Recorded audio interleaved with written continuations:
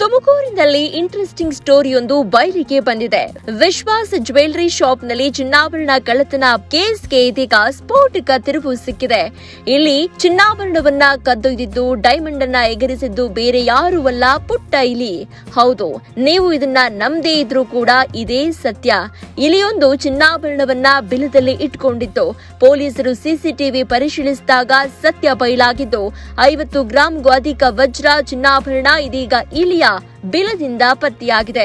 ತುಮಕೂರಿನ ವಿಶ್ವಾಸ ಜ್ಯುವೆಲರಿ ಅಂಗಡಿಯಲ್ಲಿ ನಂಬಲ ಸಾಧ್ಯವಾದ ಘಟನೆಯೊಂದು ಬೆಳಕಿಗೆ ಬಂದಿದೆ. ಬರೋಬ್ಬರಿ 10 ಲಕ್ಷಕ್ಕೂ ಹೆಚ್ಚು ಮೌಲ್ಯದ ಚಿನ್ನ ಹಾಗೂ ವಜ್ರಾಭರಣಗಳು ನಿಗೂಢವಾಗಿ ನಾಪತ್ತೆಯಾಗಿದ್ವು. ಈ ಸಂಬಂಧ ದೂರು ದಾಖಲಿಸಿಕೊಂಡ ಪೊಲೀಸರು ಅಂಗಡಿಯ ಸಿಸಿಟಿವಿ ದೃಶ್ಯಾವಳಿಗಳನ್ನ ಸೂಕ್ಷ್ಮವಾಗಿ ಪರಿಶೀಲಿಸಿದಾಗ ನಿಜವಾದ ಕಳ್ಳ ಯಾರು ಎಂಬುದು ತಿಳಿದು ಬೆಚ್ಚಿಬಿದ್ರು. ಅದು ಇಲಿಯೇ ಆಗಿತ್ತು. ಆ ಇಲಿ 50 ಗ್ರಾಂಗೂ ಅಧಿಕ ತೂಕದ 10 ಚಿನ್ನದ ಉಂಗುರಗಳು ಹಾಗೂ 3 ಚಿನ್ನದ ಸರಗಳನ್ನ ಎಳೆದುಕೊಂಡು ಅಂಗಡಿಯೊಳಗಿದ್ದ ತನ್ನ ಬಿಲಕ್ಕೆ ಸಾಗಿಸಿತ್ತು. ಬಳಿಕ ಪೊಲೀಸರು ಇಲಿಯ ಬಿಲವನ್ನ ಪರಿಶೀಲಿಸಿ ಕಾಣೆಯಾಗಿದ್ದ ಎಲ್ಲಾ ಚಿನ್ನಾಭರಣಗಳನ್ನ ಸುರಕ್ಷಿತವಾಗಿ ವಶಪಡಿಸಿಕೊಂಡ್ರು. ಈ ವಿಚಿತ್ರ ಘಟನೆಯಿಂದ ಅಂಗಡಿ ಮಾಲೀಕರು ಮಾತ್ರವಲ್ಲ, ಪೊಲೀಸರಿಗೂ ಅಚ್ಚರಿಯಾಗಿದೆ.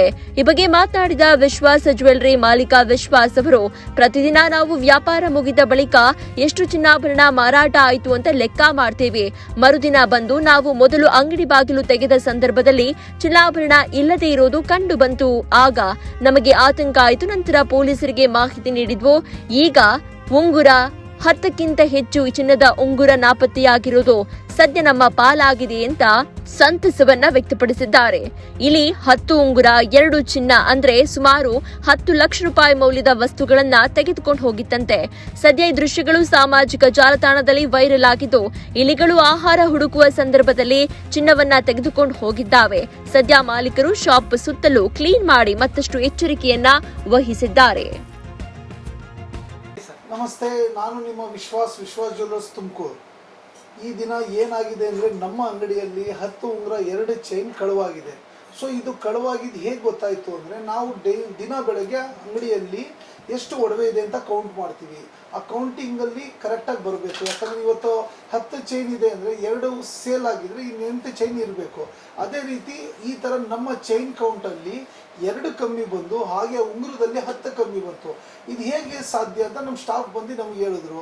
ನಾವು ಹೇಳಿದ್ವಿ ಎಲ್ಲ ಕೌಂಟಿಂಗ್ ಮಿಸ್ ಆಗಿರ್ತಪ್ಪ, ಇನ್ನೊಂದ್ಸರಿ ಎಣಿಸಿ ನೀವು.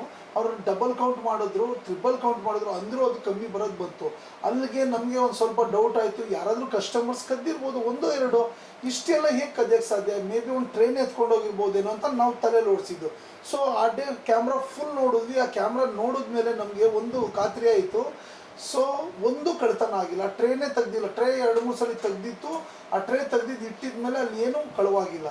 ಸೊ ಈಗ ನೆಕ್ಸ್ಟ್ ಇನ್ನೊಂದು ಟ್ರೈನಲ್ಲಿ ಸರ್ ನಮ್ಮ ಸ್ಟಾಫ್ ಅಂತೂ ಬಂದು, ಸರ್ ಈ ಟ್ರೇಯಲ್ಲಿ ಬರೀ ಟ್ಯಾಗ್ಗಳು ಇಲ್ಲ ಸರ್, ಇನ್ನೂ ಉಂಗುರಗಳಿದ್ದಾವೆ.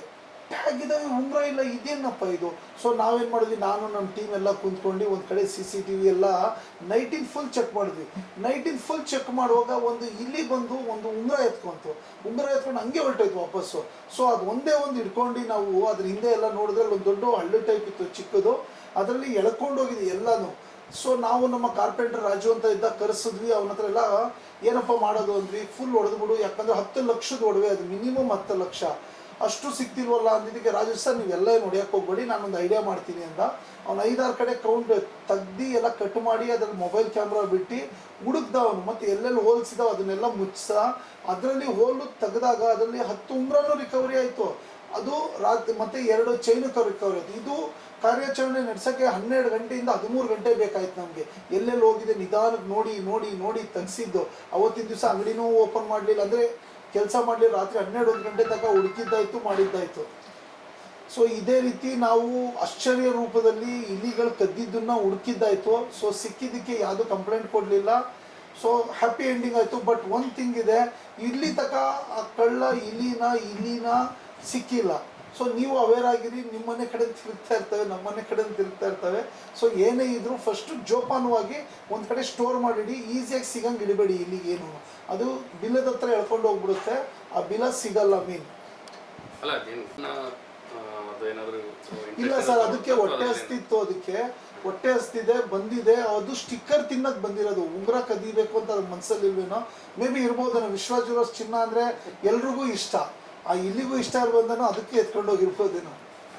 ಟ್ಯಾಗ್ ಇರುತ್ತೆ ಅಂತ ಸರ್. ಮತ್ತೆ ಕೆಳಗೆ ನಾವು ಅದೆಲ್ಲ ಕಟಿಂಗ್ ಮಾಡಿದಾಗ ಒಂದು 10 ಇಲಿಗಳ ಮರಿಗಳಿದ್ವು, ಅದನ್ನು ಜೋಪಾನವಾಗಿ ತಗೊಂಡೋಗಿ ಅದು ಜೋಪಾನವಾಗಿ ಬಿಟ್ವಿ ನಾವು, ಅದಕ್ಕೂ ಹಾನಿ ಮಾಡಲಿಲ್ಲ.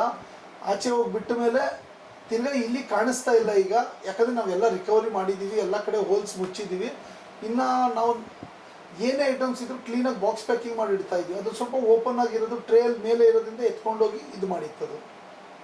ಸದ್ಯ ಎಲ್ಲ ರಿಕವರಿ ಆಗಿದೆ, ಎಲ್ಲ ರಿಕವರಿ ಆಯ್ತು ಸರ್.